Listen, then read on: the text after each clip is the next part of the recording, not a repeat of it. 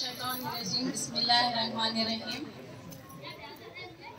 इस यौम जमहूरिया के मौके पर जमा हुए तमाम सभी मौजूद असातिज़ा, स्कूल के HM और तमाम SDMC के मेंबरान और डी ग्रुप साथ उन सभी को 75वें यौम जमहूरिया की मुबारकबाद देती हूँ।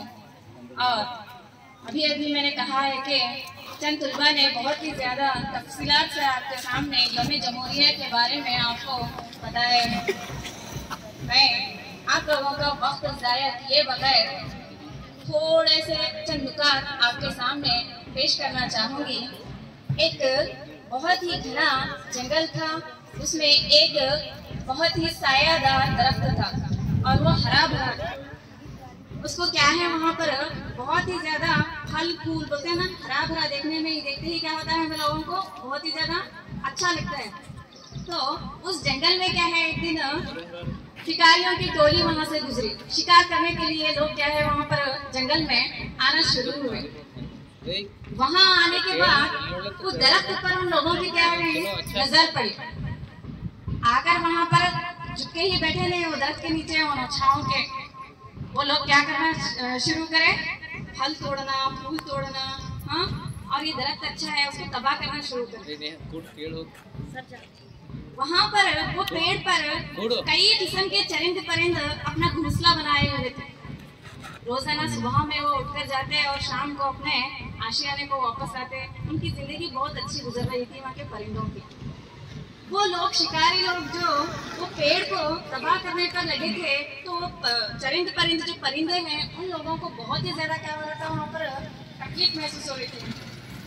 ये लोग आकर हमारे पेड़ को यहाँ पर अगर तबाह किए तो हम लोग कहाँ पर जाना। इस पर क्या होता है, वहाँ के चंद शिकारी लोग क्या करते हैं, ये जो परिंदे हैं ये पेड़ को अगर से हम ऐसा हिलाएंगे तो वहाँ के पूरे परिंदे उड़कर चले जाएंगे। उसके बाद हम क्या करेंगे, वहाँ पर फल तोड़ेंगे। बोलकर हम लोग क्या करते हैं, वहाँ पर सभी मिलकर एक ये बनाते हैं, मनसूबा बनाते हैं। वो पेड़ को लोग कितनी जोर से भी ऐसा हिलाने पर भी वहाँ के चरिंद परिंद वो पेड़ से उड़ने के लिए तैयार ही नहीं थे। क्यों? क्योंकि कई साल से वो लोग वहाँ पर क्या करे थे, अपना घोंसला बना, मेहनत से अपने घोंसला बनाए थे, तो उसको छोड़कर जाने के लिए वो तैयार नहीं थे।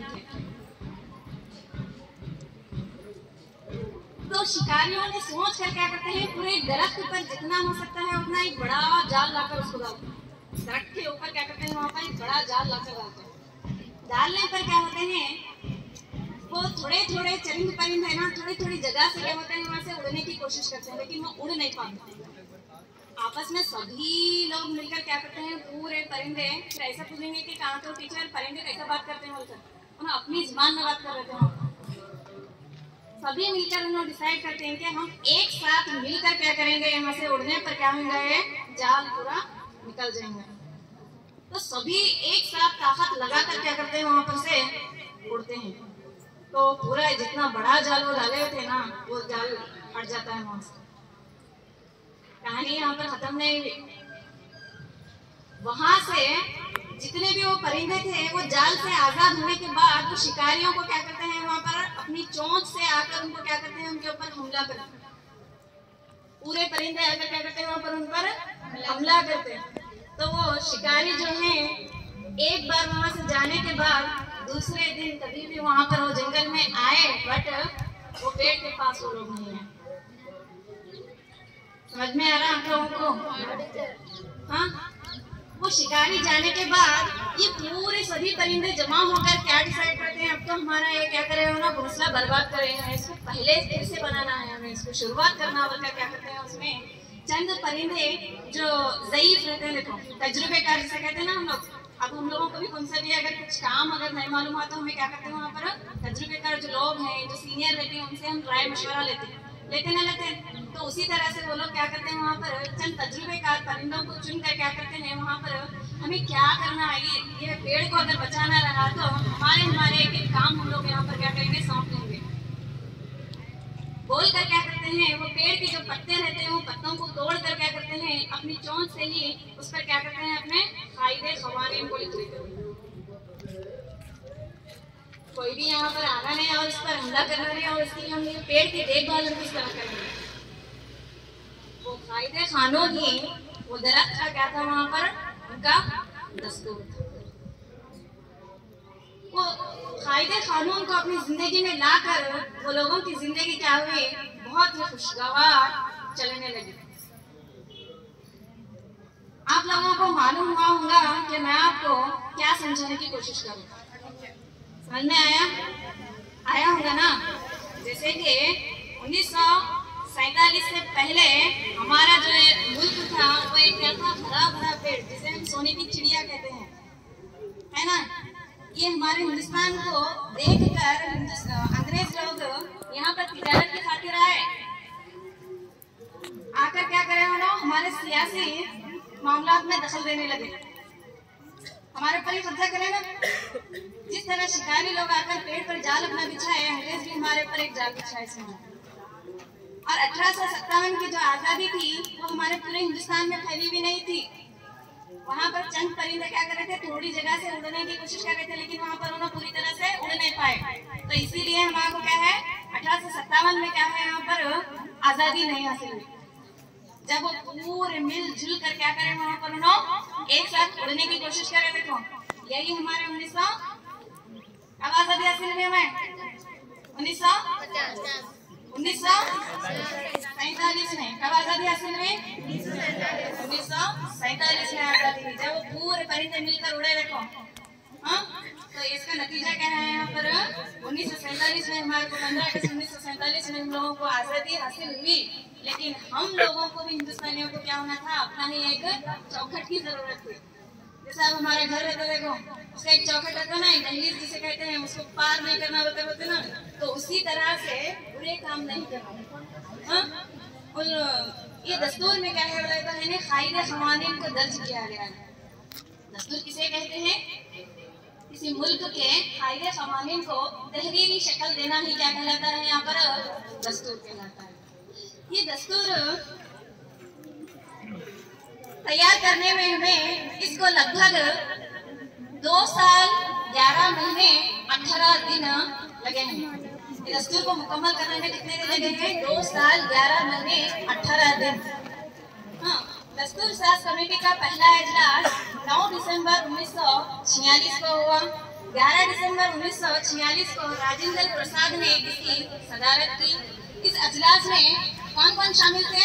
जवाहरलाल नेहरू, सरदार वल्लभ भाई Patel, doctor B.R. Ambedkar, Maulana Abul Kalam Azad, Shri Rajagopalachari, M. Munshi, P.T. Krishnamacharya, मोहतरमा सरोजिनी नायडू, मोहतरमा सुचिता कृपलानी, कर्नाटक के S. निजलिंगप्पा, K.S. रेड्डी, केंगल हनुमंतैया वगैरह ने इसमें शिरकत की थी। दस्तूर साज कमेटी ने मुल्क से मुतल्लक मसाइल की तफसील को जांचते हुए और एक कमेटी की तश्कील दी। उसी का नाम क्या था? मसवदा कमेटी, जिसके सदर कौन थे? डॉक्टर भीमराव अंबेडकर, जिसे हम क्या कहते हैं? संविधान के मायमार कहते हैं। क्या कहते हैं? संविधान को बनाने वाले, संविधान को बनाने वाले डॉक्टर भीमराव अंबेडकर। इस कमेटी में कौन कौन थे? गोपाल स्वामी अयंगर, कृष्णा स्वामी अय्यर, K.M. मुंशी वगैरह वगैरह इसमें अहम लीडर थे। इनकी कोशिशों की वजह से हमारे दस्तूर की तश्कील में, यानी दस्तूर 1950 26 जनवरी को वजूद में आया। इसी के मौके पर हम हर साल 26 जनवरी को यौम जमहूरिया कहकर मनाते आ रहे हैं। बुनियादी तौर पर हमारे दस्तूर में 22 हिस्से 8 ज़मीनों और 395 दफात पर मुश्तमिल था हमारा दस्तूर, यानी पहले। उसके बाद कई तरमीमात के बाद क्या हुआ? 25 हिस्से 12 ज़मीनें और 450 दफात पर अब मुश्तमिल है हमारा दस्तूर। समझ में आया? समझ में आया कि नहीं? जी टीचर बोलो। समझ में आया? ओके। और आप लोगों का ज्यादा वक्त ना लेते हुए मैं मैं अपनी तकरीर एक शेर के साथ खत्म करना चाहूँगी।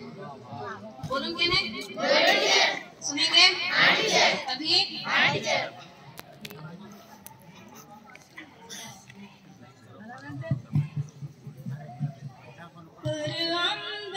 जिंदगी की हिमायत किया करो, हिमायत किया करो।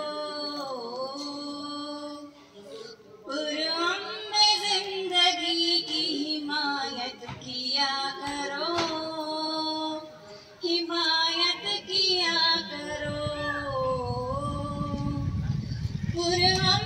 जिंदगी की हिमायत किया करो, जिंदगी की हिमायत किया करो। नफरत बुरी बला है, मोहब्बत किया करो, मोहब्बत किया करो। नफरत बुरी बला है, मोहब्बत किया करो, मोहब्बत किया करो। एक बात आज तुमको बताती हूँ काम की, बताती हूँ काम की।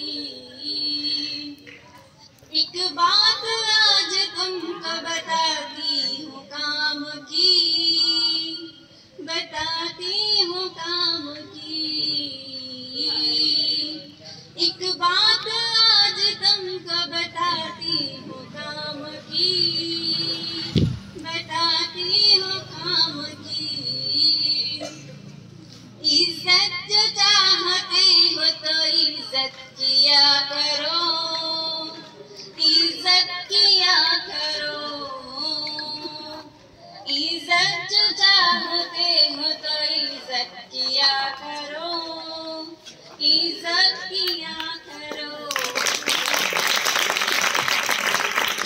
बोल रहे थे नहीं ना? कहते हुए मैं अपनी छोटी सी तस्वीर को खत्म करती हूँ। जज़ाकल्लाह।